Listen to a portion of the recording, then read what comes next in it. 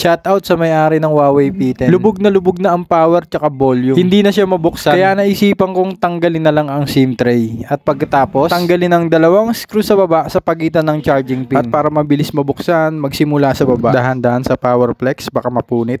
Tanggalin natin ang connector. Kunin ang back cover. Sungkitin ng tweezer, itulak palabas ang volume down. At pagtapos, yung volume up naman. Ayan, pwede nyo na siyang tanggalin. Kitang-kita nyo naman, durug na yung rubber. Ngayon, power at volume flex naman ang ating tatanggalin. Konting sungkit, ayan, tanggal na siya. Durug na rin pala ang switch nito. Tara, i-unboxing na natin to. Huawei P10. Magkasama na siya, power at volume flex at power volume out button. Grabe experience mo dito, para kang bumili ng bagong telepono. Ano pang hinihintay natin? Ikabit na natin to. Unahin natin ang power out button. Ayan, nakalapat na siya. Isunod natin ang power at volume flex. At pagtapos ikabit, isunod natin yung pinakahuli, ang volume up, volume down, out button. O diba, madali lang siyang sundan mga kakelogs. Ngayon, ikabit na natin ang connector ng flex. Ingat at dahan-dahan lang, baka mapunit ang flex. At pagkatapos, dahan-dahan natin ikabit ang back cover. Ayan, konti na lang, tapos na. Konting lapat at diin, tapos i-power on na natin. At kung nagustuhan nyo po ang video tutorial repair,